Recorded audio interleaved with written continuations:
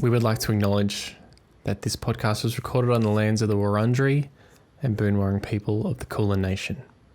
We value their cultures, identities, and continuing connection to country, waters, kin, and community. We pay our respects to their elders, past, present, and emerging. I have nothing prepared for starting this episode. Easy. Just, I'll do it. 'Twas the night before Christmas, and as dry leaves before the wild hurricane fly, when they meet with an obstacle mount to the sky. Yeah, I'm rich. Their behavior. That was legit words. You know what? That was legit words. I'm going to do the intro, but it's just going to be the middle part of 'Twas the Night Before Christmas. Okay. Okay? I think that gets us around copyright. I think so. I think it does. Yeah. Or I'll change some of the words to... No, don't tell me. Don't tell me. Change 4 of the words, and then when we come back, I'm going to try and guess which words you changed. Because I don't know it off the top of my head. Okay. Or no, I'll go bleep, and you have to guess the words that I've bleeped. Oh, no, that's hard. It's funny, though. Is it as funny as you saying, pancake, and then I'm like, well, it's that one. Okay. All right, I can do that. The stump of a pickle he held tight in his booty, and the smoke, it encircled his head like a plate. He had a stupid face and a little round belly that shook when he burped like a bowl full of jelly. There we go. They're rich. Different words. Oh yeah, I'm Richard and I'm You're James. Richard. I'm James now. We watched 2 Christmas films, Tokyo Godfathers and The Nutcracker. In 3D. In 3D, although I didn't watch it in 3D. And that's popcorn. That's popcorn. Their behavior's not good. Commander, stop you now, right there, because The Swapties. One lamb kebab. I've abandoned my child! Now, give me money. Tell me who sent you. Listen, mate, this is important. Now it's been Survivors.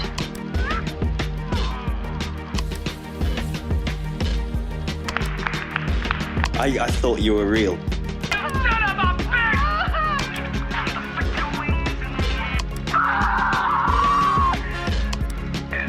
That's popcorn. That's popcorn.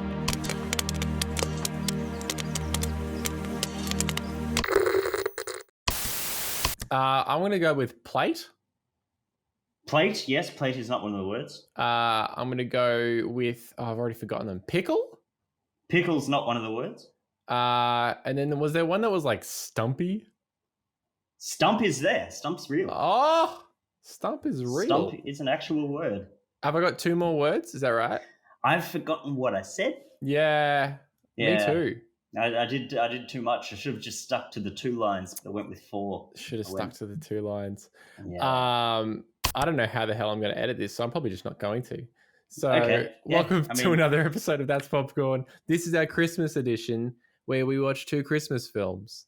Yes. And they were both fun. Yes. They were both fun, and they both have things to talk about. Certainly. For different ways. Certainly, different ways. Different ways. What do you want to go through first? Do you want to go through Nutcracker? Let's go through Nutcracker. I got a lot to say. Okay. Yep. I got a lot of thoughts. So this was our bad film, and in classic James form, I watched it and I didn't like it, and kind of lost track of what the actual plot was because it's bad. Okay. Well, okay. So the Nutcracker's set in Austria? Yes, Vienna. Yeah. And so Elle Fanning plays Mary? Mary. I want to say Mary. Yep. And not Colin Lane. That's Nathan Lane. Nathan Lane. Yes, It'd be better if it was Lane. Colin Lane. Nathan Lane plays Albert Einstein, which I wasn't prepared for. Anyway, so yeah, she's a little. I don't think she's like a princess. I think she's just affluent. Yes. She has a brother Max. She has a dad played by Richard E. Grant, and a mother. Yeah, these things. This all set in the happened scene. before I lost what happened. Yeah. Just setting the scene. This is the real world Yes. that I'm setting up, and then they so Albert Einstein, who I think is just referred to as Uncle Albert. Yes. And then alludes to. There's a whole. Oh yeah, it's a musical, by the way. There's a whole song about relativity. It's maddening. Anyway, and for some reason he's the only one with a German accent. Yeah. Because of course. So Elle Fanning plays this daughter of Richard E. Grant and gets a toy from Albert, which is like it's a Nutcracker. The Nutcracker toy. It's like the most terrifying toy you'll ever see. It looks like something straight out of Don't Hug Me, I'm Scared.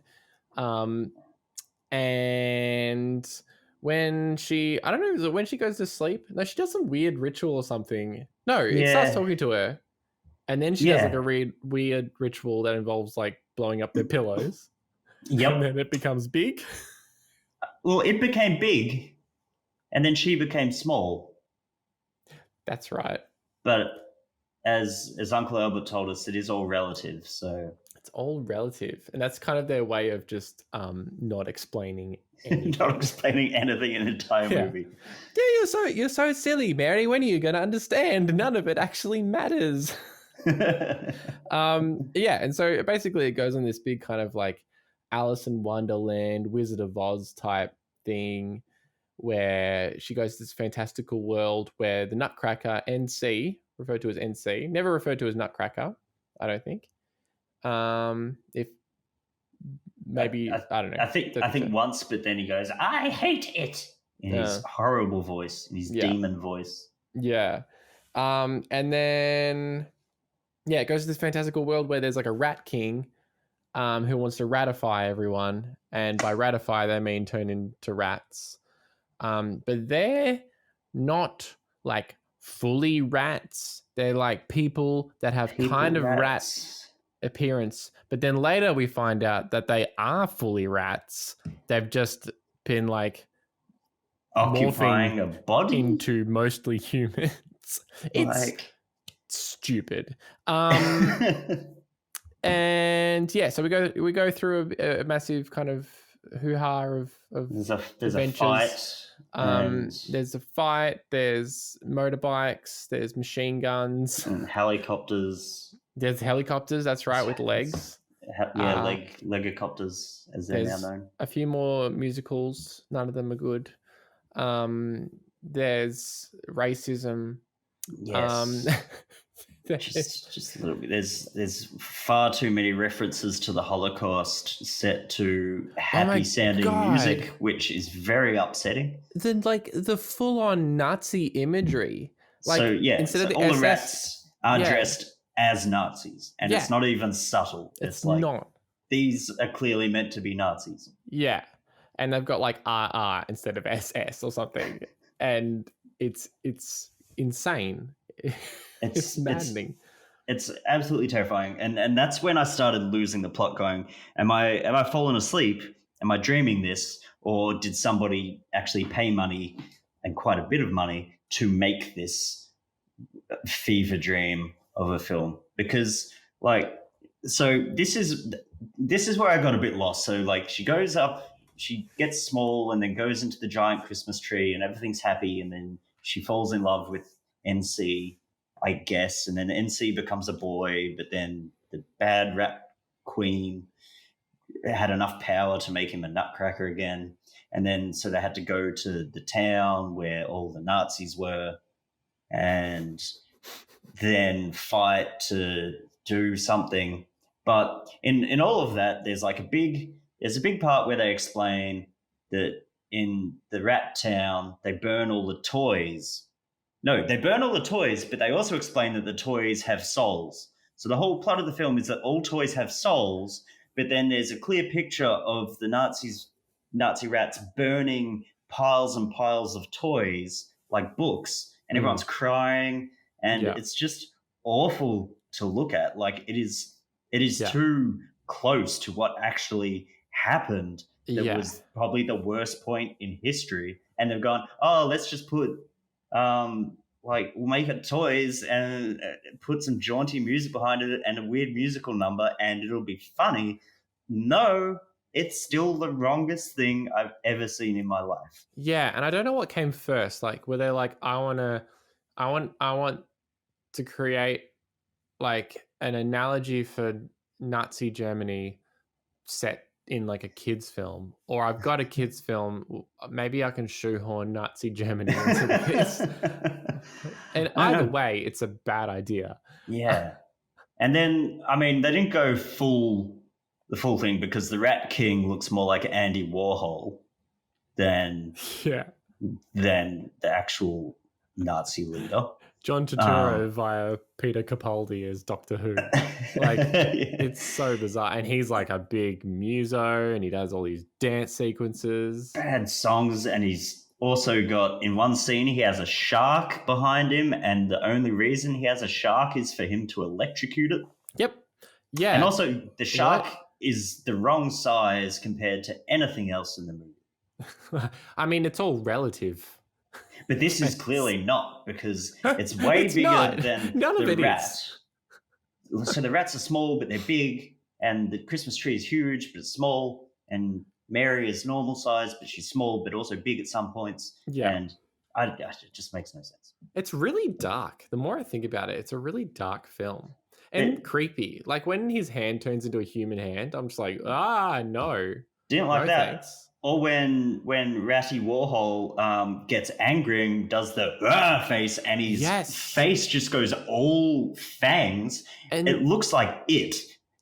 The thing, it does. And the thing that makes it worse, I think, is that they don't change the sound to match the face.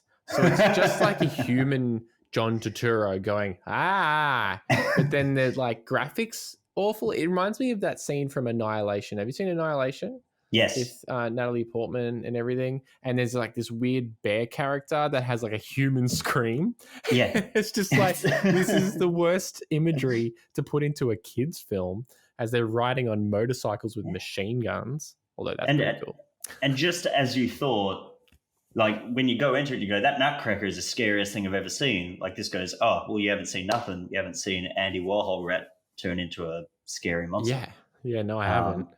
I did write down why he killed the shark, which is never explained, because they set up the shark as if it's going to be like a, Austin Powers Bond type thing. It's a torture thing. All right, no, I've just got the shark to murder it in front of you. That's how I show how screwed up I am. I wrote down John Turturro didn't just jump the shark, he killed it. That was good. That was pretty good. I'm glad you wrote that down. Thanks. That's good. I'm glad I said it. Look, you did mention that it's a musical. I think it is worth calling out that not one of the songs is remotely catchy. No, except for dun dun dun dun dun. Yeah, because it's all like the original music from the Nutcracker. Yeah, but they've hacked in lyrics over it. Barely. Like it's like they got like a bunch of grade 2 school children. So like, can you do it? And they go, okay, these words don't fit, but I'm in grade 2, so I'll just make them fit. And they're not good at all. And the other thing that I need to mention, which is I found very odd, is that obviously they're setting the scene that it's Austria in the 20s. Yeah. By at the very start, someone walking past go, Dr. Freud, nice to see you.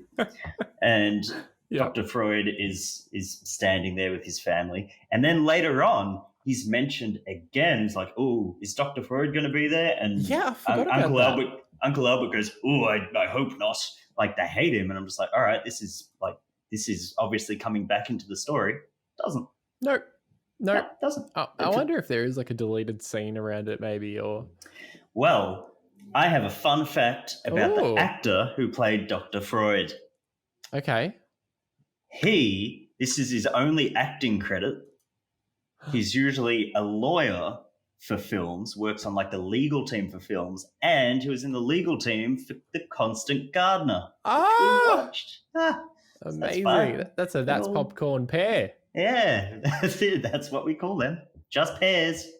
Nutcracker NC's got a bunch of toy friends. Yes. Including a clown and a drummer boy. Yes. Which is definitely like a racist doll to begin with. Yes, it is. Who's and then also a monkey? And a monkey? No. Was it just the three? It was chimpanzee. I feel like there's another one, but I can't remember what it would Yeah, have I been. can't remember what it is either. First thing I want to mention is John Turturro Warhol rips off the head of the drummer boy in one scene. Oh, yes, that's and terrifying. And just like shakes it around. And it's not like the human head anymore. It's like a weird giant doll head, I guess. And then puts it back on him. That was awful. And the monkey is like, it's very similar to the Umbrella Academy monkey. Yeah, same monkey. I'm pretty sure that character started as like a puppet, right? Like not a puppet, but like a puppet animatronic costume type deal, like a real thing. And then I feel like later in the film, there's a ton more CGI for its like face, and I couldn't, unless it was just really good at the start, and I was just like, oh, that looks good, and then later it just wasn't. There is a bit where he gets hurt and he just says, "My bananas." Oh yeah, he gets hit in the nuts. That's right, and says, "My bananas." And you're like, that's never been a name for them ever. Oh, yeah. I mean, there's a lot of CGI in the film, obviously, but one part that they didn't CGI was the drummer doing a cool little drumstick spin with his hands, so with the fingers, but he's not actually doing it, he's just moving his hand left and right. And I'm like, come on, you could have at least taught him how to do the drumstick twirl or CGI'd it in. No, he's just going, Yeah, and so there's this sort of Wizard of Oz type kind of crossover where at the end of the film she kind of comes out of it, it's all been like a dream, but then of course part of it isn't, blah blah blah. And there's a bit of kind of like, and you were there, but Richard E. Grant wasn't there. Yeah, but John Turturro was. So I'm like wondering, was there ever a point in production where they were like, the dad and the Rat King are going to be the same actor, and they just went, would have made perfect sense. Because Albert shows up, and because the mum is the Snow Queen, and the evil Rat Queen is the housekeeper. Yes, the alcoholic housekeeper. And then Dad's not in it. Maybe, you know what? I reckon. God, I'm not sure which actor I hold in higher regard, but both Richard E. Grant and John Turturro are both good actors in my thoughts. At one point, one of them said, "I'm not doing that other part that you want me to do," and they're like, "Okay, we'll just have to get somebody else." And I feel like Richard E. Grant, when he saw the Nazi costume he was going to have to wear, he went, "You know what? You can get someone else to do this." I've already recorded my bits, so I'm gonna. I've already done my bits. I mean, I can actually like, I can imagine Richard E. Grant doing that role, but I can't imagine John Turturro being the father, which is kind of weird. Yeah, I can. And I never thought I'd imagine, or not even need to imagine, actually see John Turturro dressed as Andy Warhol, dressed as a Nazi, dressed as a rat. But here we are. I don't know. I don't know, James. I've written here as a quote, "You look terrible." Is that something that NC says to Elle Fanning's character? I think so. Oh, yeah. Yes. That's exactly what happens. Towards the end? He says, "You look terrible." And then she says, "Oh, well, I haven't had chance to get myself done up yet or something. Yeah, like it was a weird sort of like adult line, but yeah, also and she's awful. like fixing up her top and stuff. I'm like, you're 11. Yes. Yeah, like no one's expecting you to wear makeup. Oh man. Also, like Elle Fanning, look great. She's a good child actress, but there's at least 5 lines, if not more, in this film where I'm just like, that's the take they went with. That's Yeah. You don't want to just try it one more time. Just make it sound like you're not just reading it. Yeah, I mean, like she is a child, and Yeah, this is a children's film about Nazis. that's There's right. another line where she's like, "I can't fly," and I think NC or someone says, or maybe it's the mother. How do you know if you haven't tried? I'm like, that's a terrible message to teach children. Yeah. I mean, what more is there to say about this film? It's really awful. This is a film where you'd find it hard to recommend to anyone other than people who had a podcast, because there's so much to take in and talk about and just be totally astounded that more than one person thought that at any point this was a good idea. Yeah, it's I mean, the idea, make a Nutcracker film. It's not a new one. Not a new one. And it's not maybe the worst idea ever. I just feel like the idea of have a rat kingdom of Nazis isn't great. Probably when somebody sort of gone, whoa, let's just take our foot off the accelerator here, bucko. Where have you seen the ballet? No. How about you watch the ballet first, bucko, and then yeah. But this is Didn't the conversation you're in character. I'm in character here. Come on, bucko.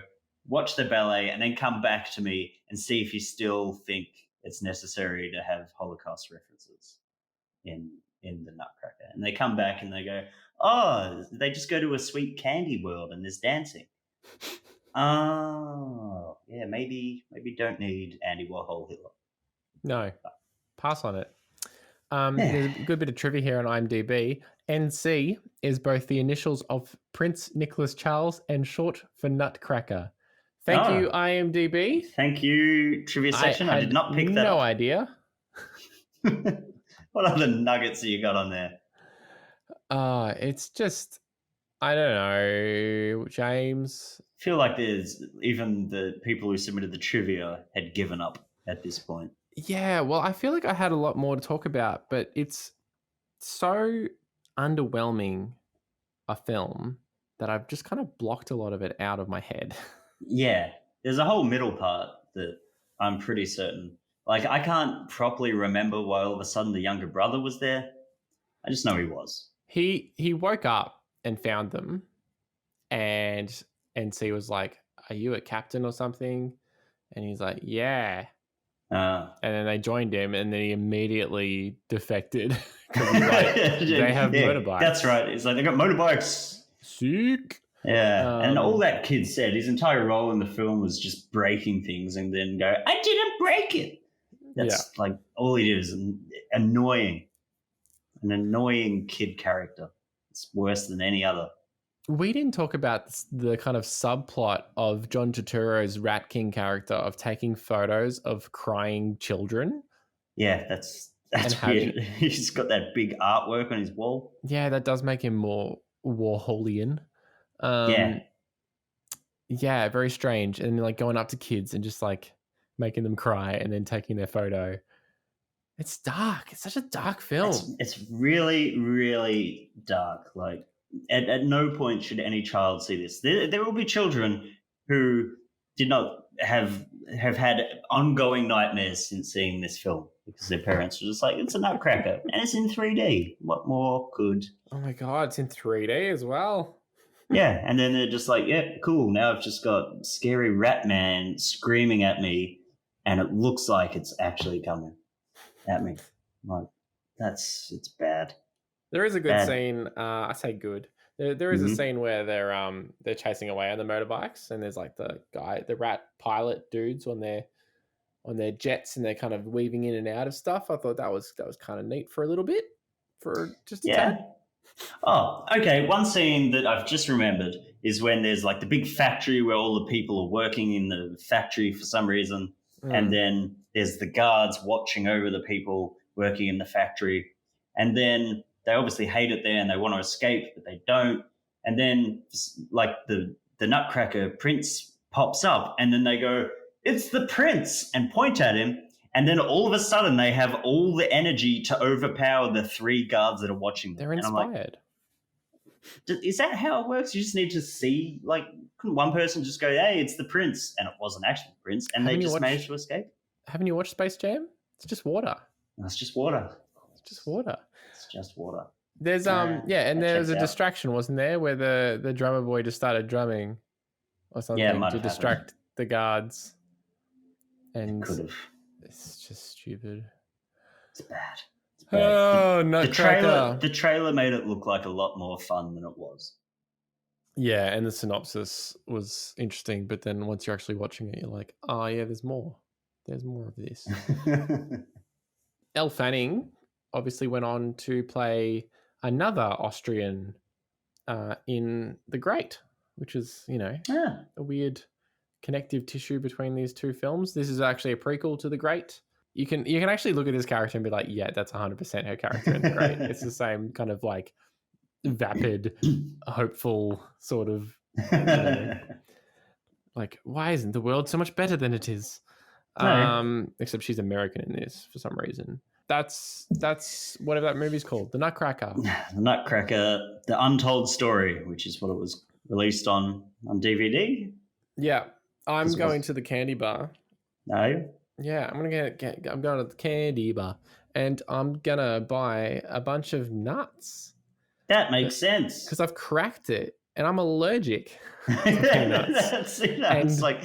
I just feel like it's the only way out of this awful film. Yep. Yeah. Yeah. Yeah, and then I'm out of there. Fun fact, I was looking up the people who played the monkey. There's 3 credits for the monkey. And one of them, his whole like career has been playing monkeys. Is it a monkey? No. Are you sure? Nope. No, I'm not sure. I'm not sure. Unless the monkey's name is Peter Elliott. Peter Elliott is the film industry's primary primate. I think it is a primate. He's definitely not a monkey. He also teaches animal study at London's Central School of Speech and Drama. Could. Imagine showing up to class and there's just like a gorilla behind the pulpit. The pulpit? I guess it's a religious class. Peter Elliott is film industry's primary primate. He works both as a performer in films like Missing Link and The Island of Dr. Moreau, and as a choreographer of other performers, as in Gorillas in the Mist and Congo. He also teaches animal study at London Central School of Speech and Drama. Okay, that's the most interesting fact I think we're going to get out of this movie. The gorilla expert in Congo is named Peter Elliott, and Michael Crichton has said he may have named him after Peter. Hasn't said he did. Just said, I might have. You'll never know. And then he died. And he took that to the grave, Michael Crichton. Oh. Trademark, frequently portrays an ape or an ape-like creature. Good old Peter Elliott. Elliott. Isn't that someone else? Someone else has got that name, I'm sure. Sure, yeah. I mean, it does sound familiar. Yeah. Peter Elliott. Sounds like a cigarette brand or something. Yeah, he makes pajamas. That's it. I'm not going to the snack bar for this movie. It's closed anyway. Good. we shut it off. We closed the cinema. If you're still watching Nutcracker, sorry, we'll be wrapping it up in 10 minutes. I know the movie goes for another 40. Trust me, it's good. It's the best option. Yeah, the last 40 minutes is where it all shines. Blah. What else did we watch, James? We also watched dun dun dun dun dun Christmas song. We watched Tokyo Godfathers. Yes, we did. Tokyo Godfathers, a Japanese anime film. First, is it the first animated film we've actually watched? Yes, it's the first one I've ever seen. First one you've ever seen. Until now, I just thought live action. I'm like, what is this? Yeah. Why do these people look so flat? Yeah, they've got really cool makeup that makes them look 2D. It's crazy. It's so hard. Tokyo Godfathers, which was a delightful story about three homeless people in Tokyo on Christmas Eve who find a bubby, and then they try to get their bubby back to the parents. That's a short story. Mhm. But then there's a whole bunch of things that happen, and then they discover more about themselves and each other and the world that they live in. And by the end of it, you just feel like you've watched a delightful Christmas movie. It's good. It's really good. Very good. It's what a Christmas movie should be. No mention of Nazis at all. Barely a mention of Christmas. Yeah, that's also true. Yeah, I think it's set on Christmas Eve, isn't it? Yeah, it starts off on Christmas Eve and then goes through to New Year's, I think. Oh, really? Okay. Oh, no, it doesn't. That's too long. That's too many days. I didn't track the passage of time. Because I thought it was odd that that woman was getting married on Christmas Eve or potentially Christmas. That is odd. But I mean, whatever. It's not, it's not out of the realms of possibility. And I know I just jumped to a middle part of that film, but that's the thing that happens. It does happen, yeah. So we got the three characters whose names I don't have on hand. Jin's the older grizzly older man, former bicycle racer. Although we find out, spoiler alert, we find out later that he just owned a bicycle shop. Yes, he went through some gambling issues. He obviously has some addiction problems. Had a wife and kid that he said were dead, but they weren't. We've got Miyuki. Yes. Miyuki is the younger girl who had a run-in with her father and fled home. And her father's a police officer, right? Yes. I think he's a detective or something. Yes, he is. And she stabbed him. She did. She stabbed him right in the stomach, and because he sold the cat, I believe. Yeah, got rid of the cat somehow. Got rid of the cat. And then Hana, who is a transgender ex-performer. Yeah, I think. Yeah, she's the one who immediately sort of takes the baby. She's always wanted to have a baby of her own. Says, no, this is a Christmas miracle. It's my baby. We need to look after it. And the others are just like, we are homeless. We can't look after a baby. Well, they're right. Absolutely right. The amount of times this baby should be dead is astounding. It's crazy. It gets dropped a lot. But it's a really fun little film. And so the baby, they call it Kyoko, I think. Yep. And they keep running into Kyoko's on the way. And then we find out that Jin's daughter is also called Kyoko. And and so it starts off that I don't know if it's one of the first things that happened, but they find a guy stuck under a car and they help him out from under the car, and he ends up being definitely some gangster mob boss or something. Yeah. Which I thought was hilarious. And then there's a lot of stuff that happens along the way. It's sort of one of those, sort of a lot of traditional Christmas movies are, where it starts off with a bare plot and then it's all right, here's a whole bunch of things that happen, which can go either way. It can be really terrible. It can be really good. This is thankfully in the second bucket there. But there's a lot I didn't expect it to be so funny. I was really laughing at some scenes when they first get on the train and they're squished onto the train, and it's just sort of a close up of the three characters squished against the window. Yeah. I lost it. It was the funniest thing I've ever seen. Yeah, it's hilarious. And the interactions between them, because they're kind of mean to each other, but in this sort of familial way. Yeah. Because they're all a bit broken. They're all a bit sort of, down on their luck or something, but they find this kind of connective tissue between each other, and they get annoyed when the other person doesn't actually help them out for something like a family would or something. And it's really kind of, it's done really well. And the more you learn about these characters, the more they get endeared towards you, even through all their faults and flaws. And meeting the woman that looked after Hannah or something. Was it a foster mother or just a? I don't know if that was actually a foster mother or if that was just someone that worked at the bar or something. Yeah, someone is just sort of a run-in mum. Yeah, and I love the first time we meet her. She's in like full kind of drag get up, and then when she's saying goodbye, she's like not at all and kind of homely. And just showing like all these kind of different sides to all these characters and stuff. It's really good.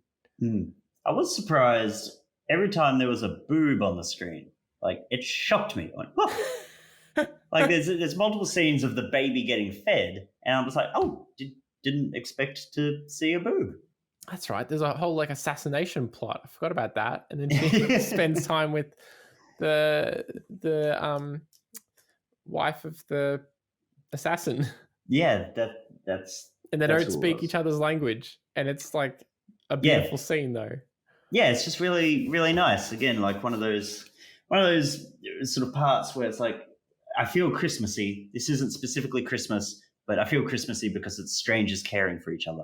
Yeah, totally. There was a very cool scene in this. I don't know if you noticed this, but I was reading about the film, and there's this cool scene, very sad scene, when Jin gets beaten up by street hoodlums who are very nasty. But the scene is shot sort of side by side, sort of like a classic beat 'em up game. But the windows on the building above it are like health bars, and as Jin gets kicked, like some of the windows shut off, like the lights go off in the window, and then the bad guy like does a kick but falls over, and then his goes down, but he gets up again and it lights up. It's great. I'm like, that's such a cool background thing that like nobody would notice. Yeah. But just like little attention to detail. And actually that's probably what I need to point out as well. The movie looks amazing. Oh, like every gorgeous background, there's just so much detail in it. It's beautiful. The characters look fantastic. Yeah, and you got these beautiful like matte painting backgrounds and stuff that they're set against, and you feel like you just don't see animation like that. Like it seems to only come from Japan. I feel like yes, everything kind of Western's all 3D and stuff now. Although this is 2003, so it's going back a bit. Although you're still getting anime from Japan. Glorious to look at. The one question I have is the very last scene on the credits when the Tokyo Tower starts dancing. Yes. That just seemed really odd. I'm like, huh? I feel like that happens a lot, not like specifically buildings dancing, but like the movie will be over in an anime and then something strange with the credits will happen. Quite often it's like a karaoke thing where like 90% of the song is in Japanese and then there's one line that's in English. It's like, you're so good and nice. And then it goes back into Japanese. But yeah, the dancing buildings, that's fun. Whatever. It is fun. And I can't remember. It's like is it a Christmas song that they're doing it over it, or is it like Auld Lang Syne or something? It's like a traditional song, but it's got Japanese lyrics over it.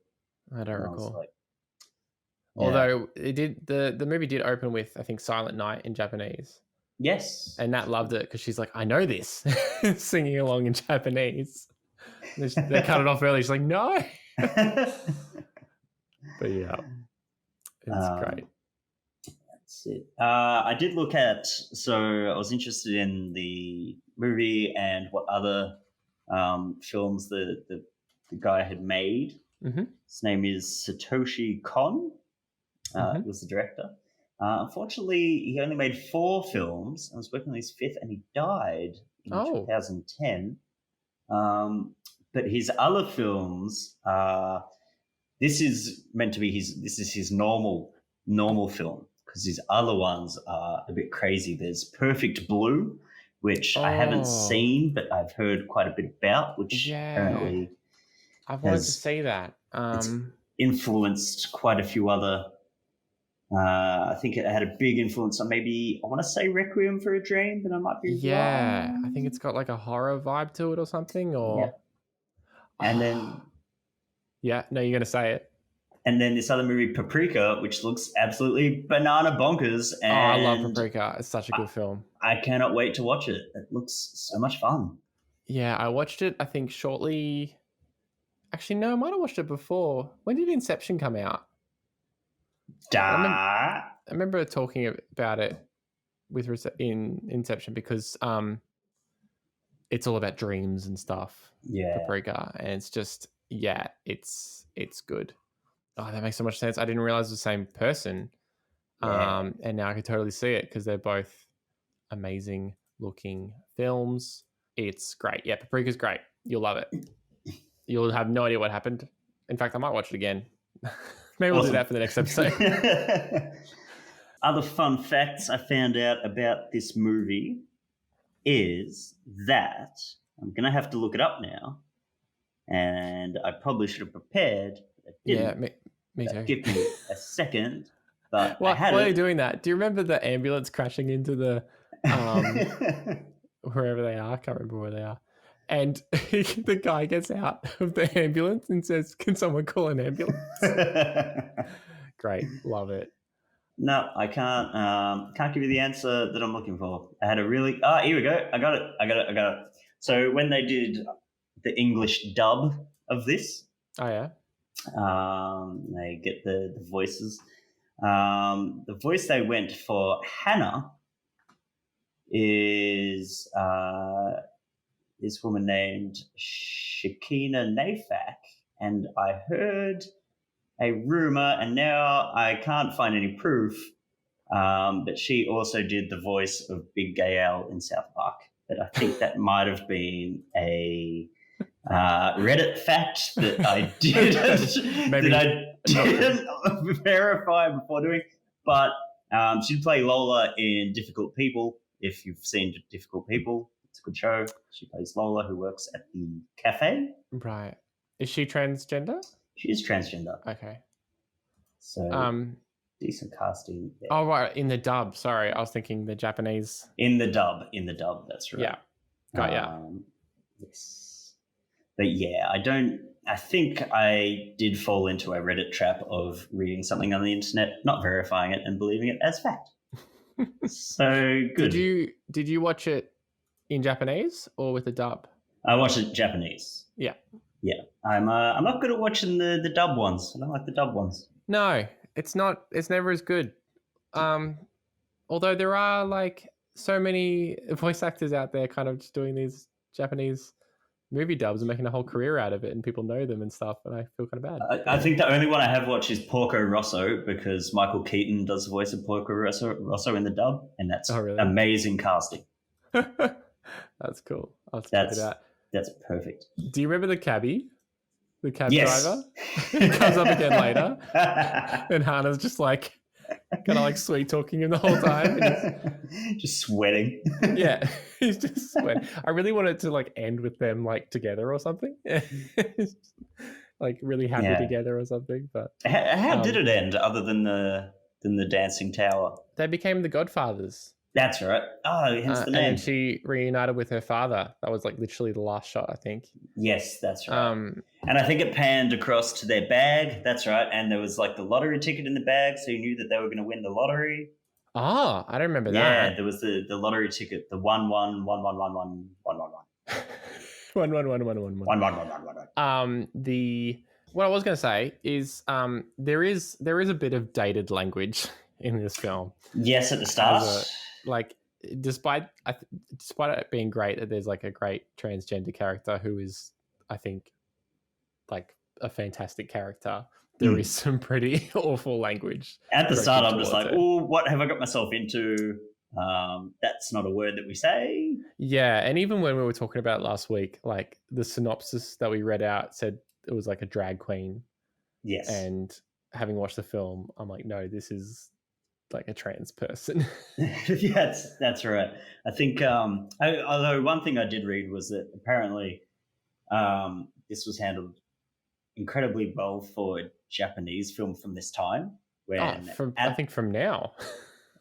Even now, yeah, because it's just like very traditionally, it's like, oh, that's a boy dressed as a girl. This is a funny character, and that's the entire joke. It's just joke characters. But this, Hannah was a excellent character, as you said. Like, I mean, they've all got a level of depth which was which is nice. It's not just the alcoholic, the teenager, and the transgender woman.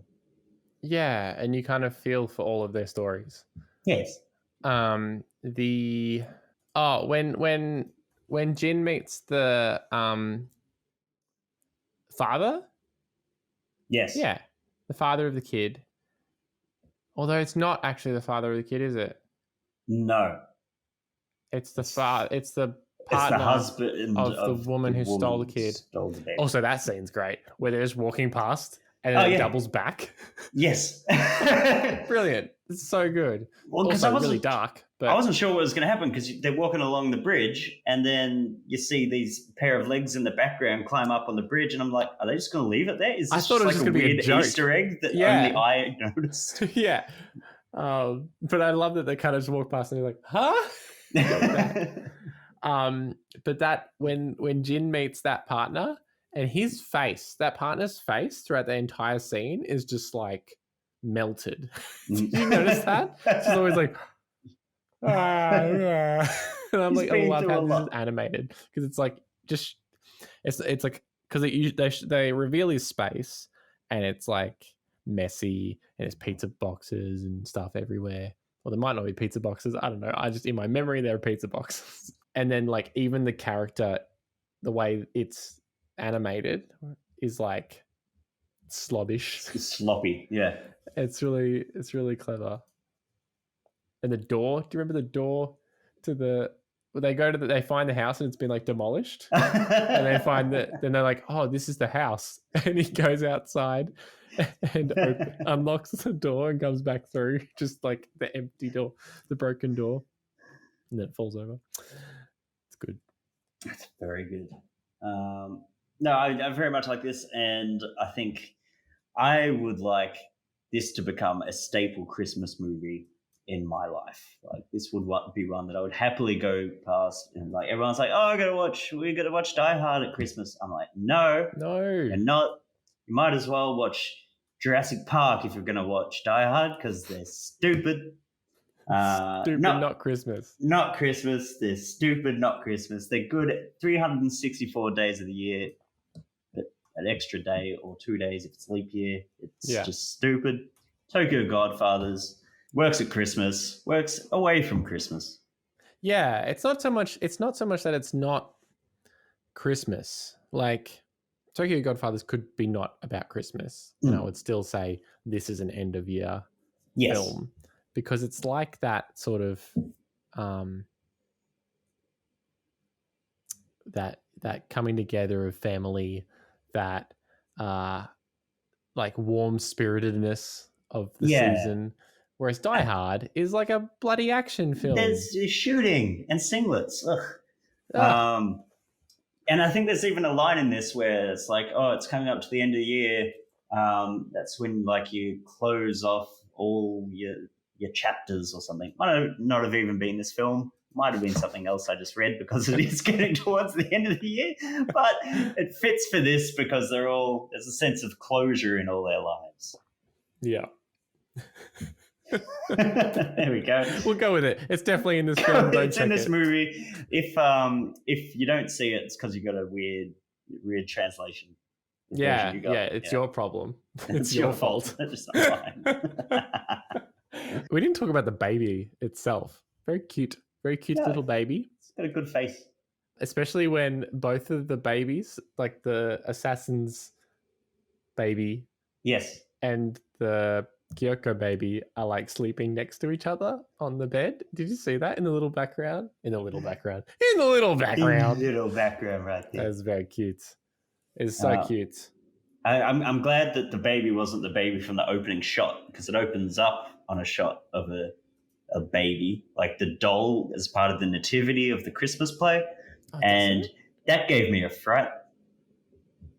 That's got a scary face. Didn't like that baby. Oh, well, you're going to hate Paprika. If you hate scary babies, get ready, mate. Bloody get ready. I think we should watch Paprika and just come back and talk about it. Yeah. Little bonus. We'll see.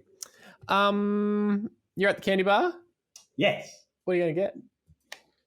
What am I going to get?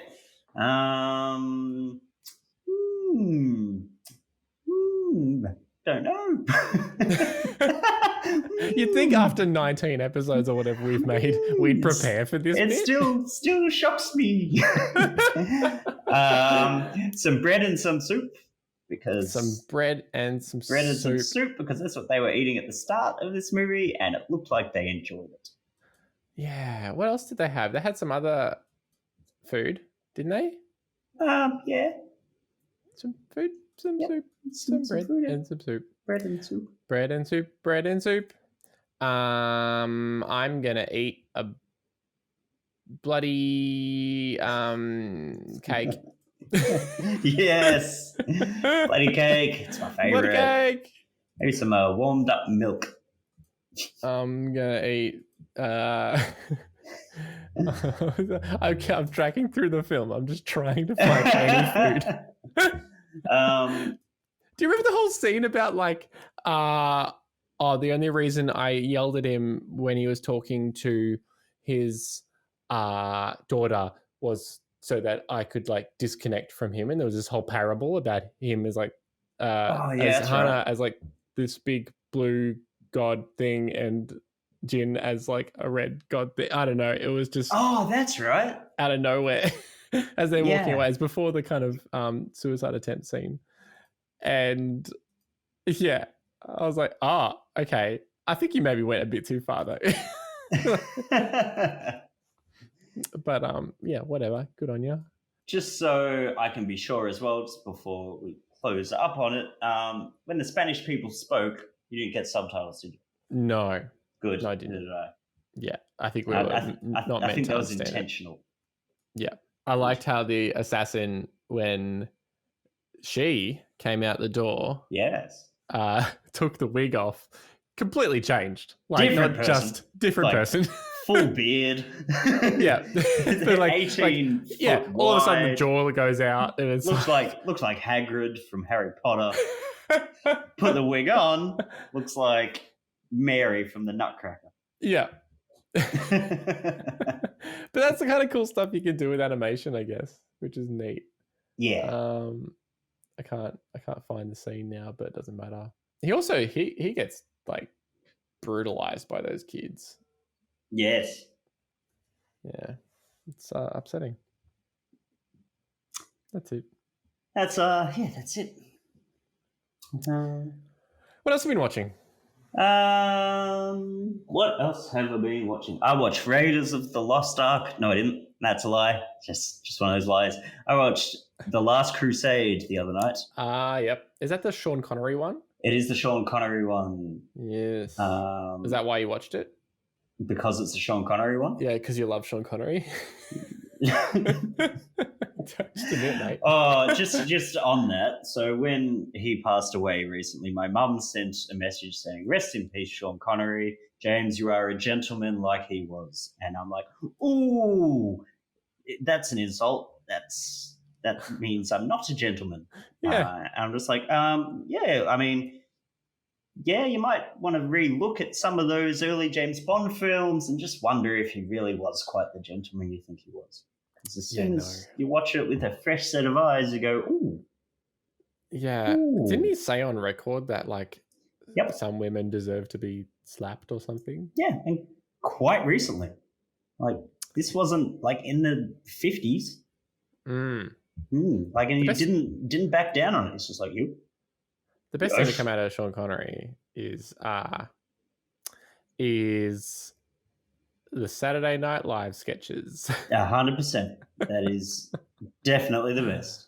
I imagine they haven't aged very well either, but whatever. Yeah, they're funny. They're intentionally funny. That's right. But look, that Indiana Jones film is still a good one. It still holds up. And even Sean Connery is kind of nice and it's cute, and it's a lot funnier and a lot cheekier than I remember when I first watched it. It's been a while since I saw it, but yeah, not bad. Yeah, I've definitely seen it. It's like got young Indy in it, like as a kid. Yeah, at the start, River Phoenix playing. That's right. Indy. It's got the cool chase on the circus train. That's a good falls scene. into like snakes. It's just fun. Yeah. I've been watching The Mandalorian, which is fine. And getting mad about like how terrible Star Wars is overall.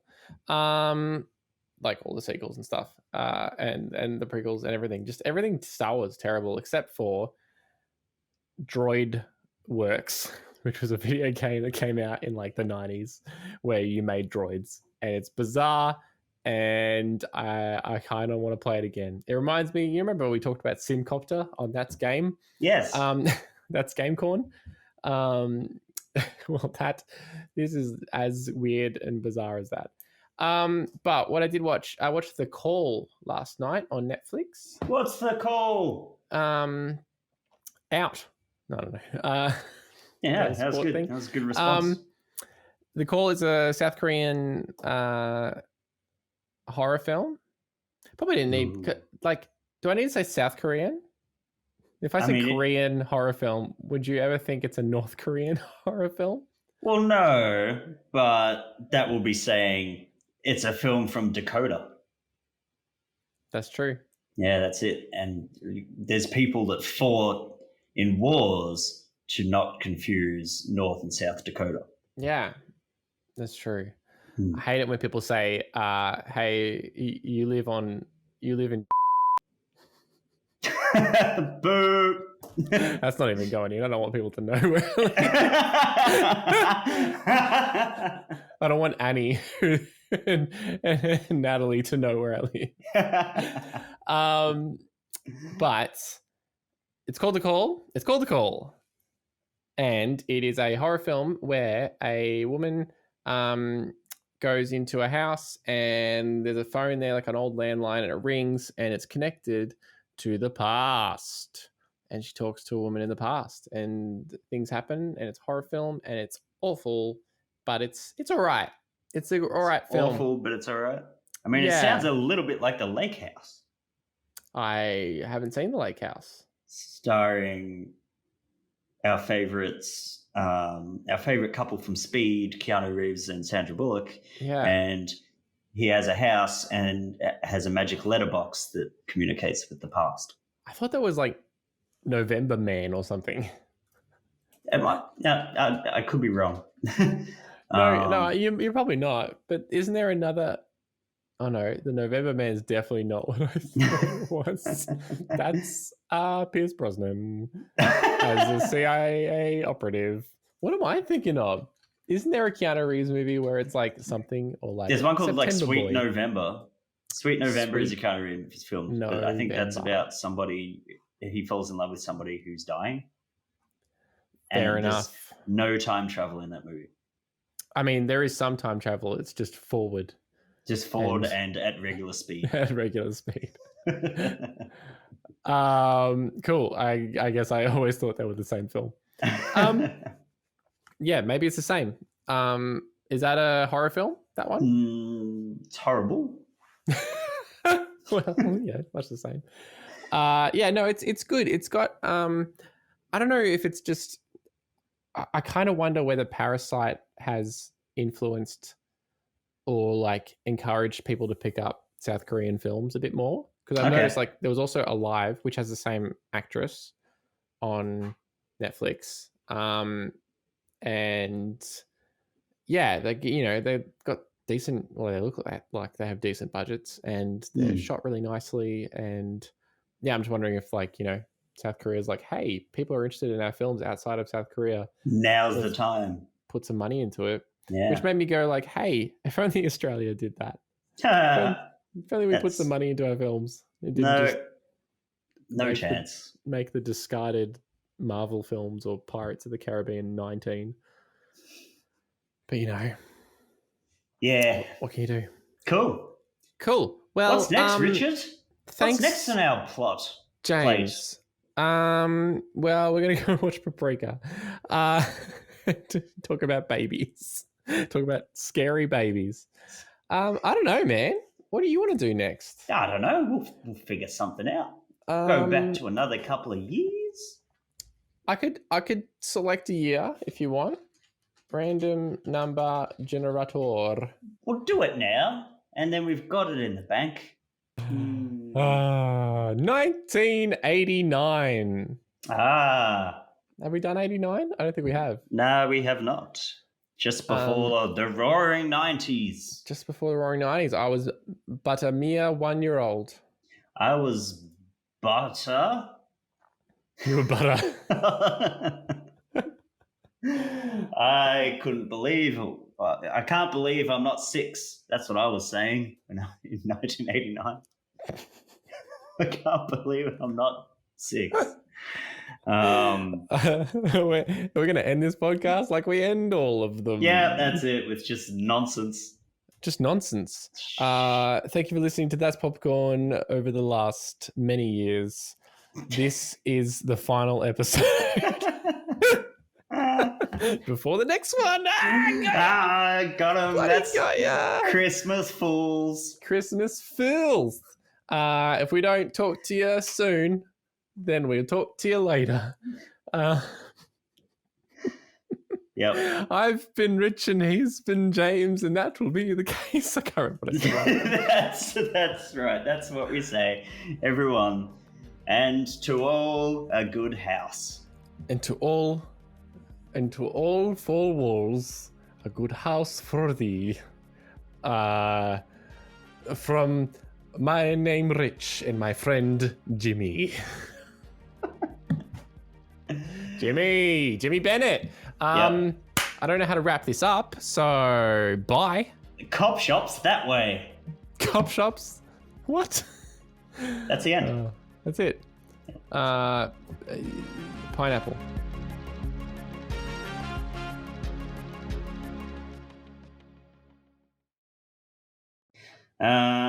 I need to go soon because I have another thing to do.